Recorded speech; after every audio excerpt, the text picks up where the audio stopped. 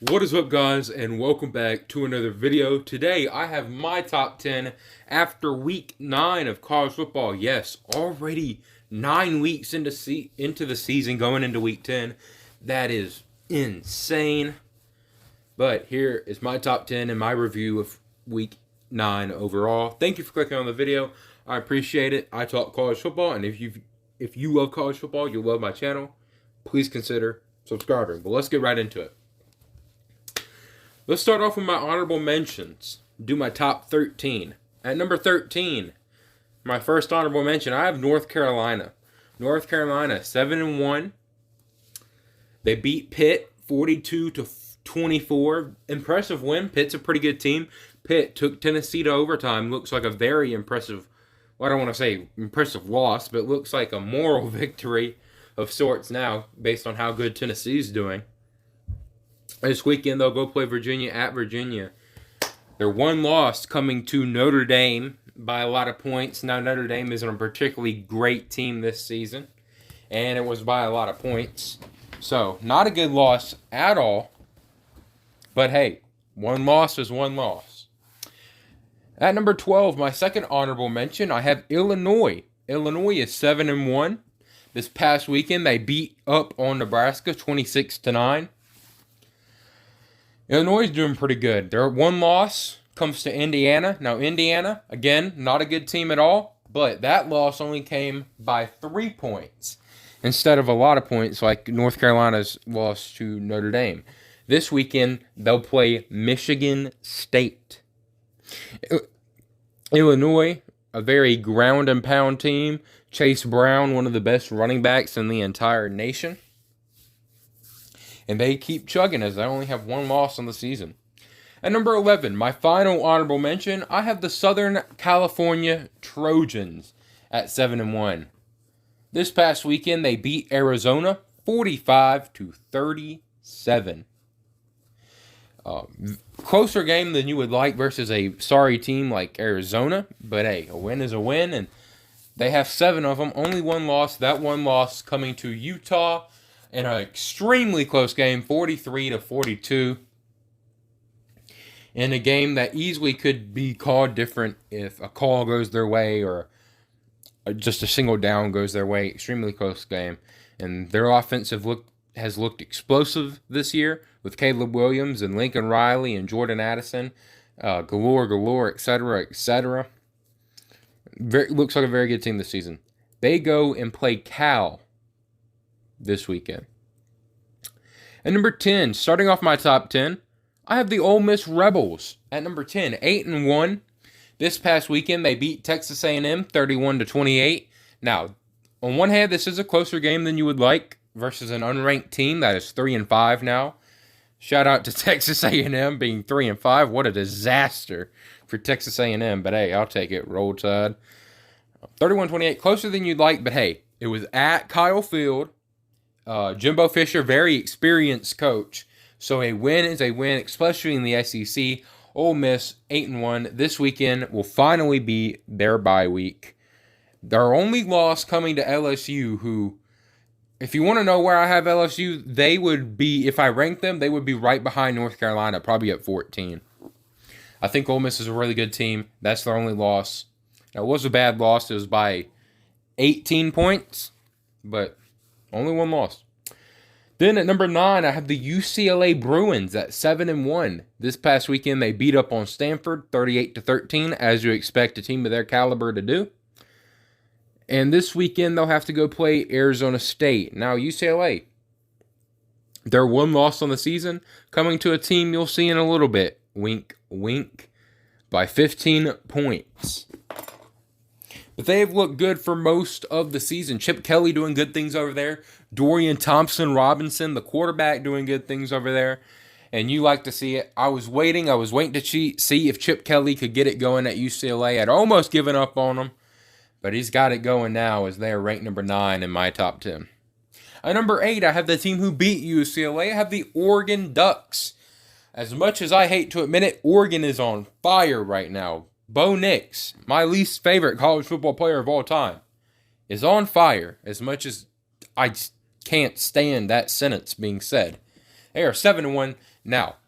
Their one loss came to Georgia. Now that's not a bad loss because of Georgia being ranked number 1 in the AP poll, and we'll see about them tonight in the playoff poll. But number 8, Oregon, only lost to Georgia. That doesn't sound bad on paper. Now, it does sound bad when you mention they got obliterated 49-3. Now, in Oregon's favor, I think Oregon's a very different team right now. Extremely different team now compared to what they were at the beginning of the season. But still, I mean, you can't just ignore that. A 46-point loss to Georgia. Really hurting them right now, as that's their only loss. This past weekend, they beat Cal 42-24. This weekend, they'll go play Colorado. Now, number 7, I have my Alabama Crimson Tide again at number 7. A lot of people think this is too low, but it's just right to me. The highest ranked one-loss team in my poll, 7-1. This past weekend, they had a bye, and it's Alabama. Alabama's only loss coming to Tennessee, a team ranked top 3 in the AP poll, and we'll see where they're ranked tonight in the playoff poll. Their only loss coming at Neyland to Tennessee in a game that really could have gone either way. 52-49, obviously by a field goal. I mean, I think if you play that game 100 times on a neutral field, Alabama wins most of them. Now, maybe that's the Alabama fan in me, and maybe it's the bias, but that's honestly what I think. So I obviously think Alabama's a good team. I just can't rank them any higher than this. I can't. But I do have them at number 7. Roll Tide, roll. I will admit Alabama has looked shaky this year. Looked shaky versus Texas. Only won by a point with Texas quarterback injured. Then Texas A&M only won by 4 points. Texas A&M's quarterback was injured. And then lost to Tennessee, 52-49. I mean, Alabama has looked shaky compared to years past, but they're still Alabama. They still have Bryce Young. They still have Nick Saban. Roll Tide, roll. I think Alabama will be all right. And it's simple. Win out or lose and you're done. But I think Alabama's going to win out. Roll Tide. This weekend, they go play LSU, a team ranked at number 15 in the AP poll. We'll see where they're ranked tonight in the playoff. Now, ranking the undefeated at number 6. My lowest ranked undefeated team, I have the Clemson Tigers at 8-0. This past weekend, they're on a bye. Let me justify this. Their wins, their signature wins, they look significantly worse now. Wake Forest this past week, I'll get to them in a second, by the way. I want to mention this. Wake Forest this past weekend, blown out by Louisville. That win was their best win. It doesn't look impressive anymore. Notre Dame beat Syracuse. Syracuse, another good win. It now looks bad. NC State's falling apart. That win doesn't look good. Florida State ain't what they're thought to be after the first game of the season. That win doesn't look so great anymore. I mean, now that you look at Clemson's schedule, none of their wins look great. This weekend they'll go play Notre Dame. Now, talented Notre Dame team. Maybe they haven't been utilizing it the whole year, but they're talented. At South Bend, we'll see. That'll be a decent win. But Clemson has no real standout win anymore, with some of the ACC eating itself. So I put them at 6. At number 5, I have TCU, the Horned Frogs at 8-0.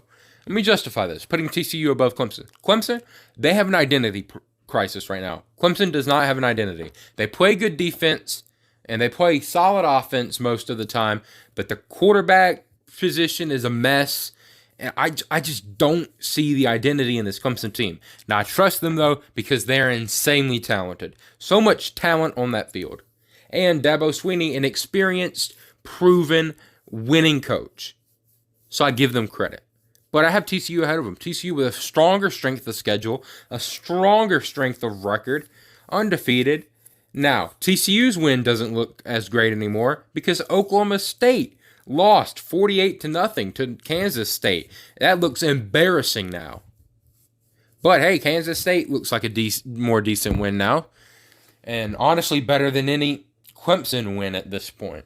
So I got TCU at 5. And TCU has their quarterback figured out, unlike Clemson. Max Duggan playing great for the Horned Frogs.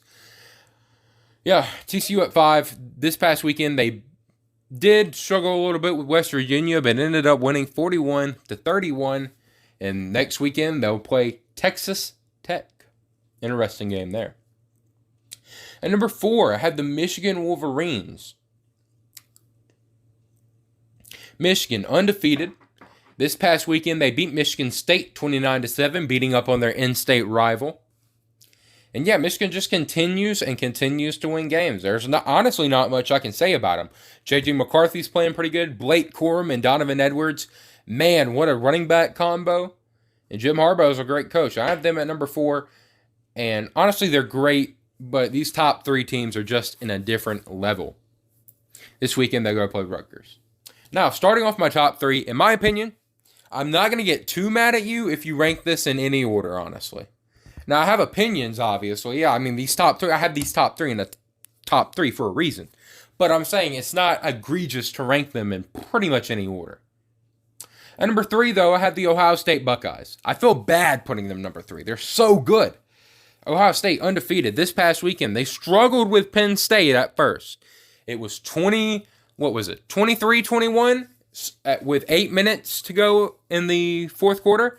And then, man, Ohio State just flipped a switch, man. Scored like 3 touchdowns within 2 minutes. It was insane. Ohio State just flipped a switch. And it just tells you how dangerous this Ohio State is. How Ohio State team is. Not only are they number 2 in the nation on offense with C.J. Stroud, Marvin Harrison, Ezeka Akuma, guys like that, Trayvon Henderson, and Jackson Smith and Nigbo will hopefully show back up some point this season. And when he does, he is a monster. But their defense also plays amazing. Made huge games in the Penn State game. I cannot pronounce or remember the name of the Ohio State defender. His name is 44, and he has a long name. I'll put him on the screen right now. Had an amazing defensive performance and really won the game for the Buckeyes. Ohio State, maybe, I won't say maybe, they're probably the most complete team in all of college football. But, you know, I got to put them at number 3. Other than Penn State, they haven't played anybody. And I don't want to use that. That sounds so cliche. Oh, they haven't played nobody. But, I mean, it's real. Now, the Penn State win, it was impressive. They went into Penn State and beat Penn State. I'll give them that. But, I mean, these top 2 teams I just simply have them ahead. This weekend, Ohio State will go play Northwestern. And number 2, I have the Tennessee Volunteers. Undefeated, beat Alabama, obviously, sadly. And this weekend, man, they made another strong case for being ranked this high as they whooped a ranked Kentucky team 44-6. Absolutely destroyed the Wildcats. And man, Tennessee, electric. Probably the most electric team in college football. Number 2, Tennessee. Hendon Hooker playing amazing. And man, Jalen Hyatt is getting open. And now they're adding Cedric Tillman back. Whoa. That Tennessee team is good. Now their defense has some questions. I will give them credit. They held Will Levis to only 6 points. He's a NFL projected quarterback. I'll give them credit on that. But, I mean, 82nd ranked defense, they got to fix that. But they have the first ranked offense. And sometimes it doesn't matter if you have an 82nd ranked defense when you're playing the way Tennessee does. They will go play my number 1 team this weekend in one of the matchups of the year. At number 1, I obviously have the Georgia Bulldogs like I have all damn season. Georgia Bulldogs number 1. The reigning defending champions always number 1 until they lose, in my opinion. And Georgia has not lost yet, and they've looked dominant doing it. Now, they've had some close games here and there. They struggled with Kent State a little bit. They struggled with Missouri. But, I mean, they're undefeated. They won all of those games. A win's a win. And they're undefeated. This past weekend, they whooped up on Florida 42-20. And honestly, Florida was lucky to make it 42-20. It was 28-3, I believe, in the third quarter. And Florida went on a run to make it a little bit closer. But, I mean, they weren't beating Georgia, as Georgia whooped over them. But we'll see. If you think Tennessee should be ranked number 1, we'll see this weekend as Georgia goes to play Tennessee. And that will be an interesting matchup I will cover later this week. But yeah, that's my top 10. I'll recap it. 13, I have North Carolina. 12, I have Illinois. 11, I have USC. 10, I have Ole Miss. 9, I have UCLA. 8, I have Oregon. 7, I have Alabama. 6, I have Clemson. 5, I have TCU. 4, I have Michigan. 3, I have Ohio State. 2, I have Tennessee. And number 1 in all the land, I have the Georgia Bulldogs, the defending national champions. There you go. What do you think of my rankings? What are your rankings? Who do you think should be number 1? Tell me all in the comments below. I love reading them. And thank you for watching. Peace.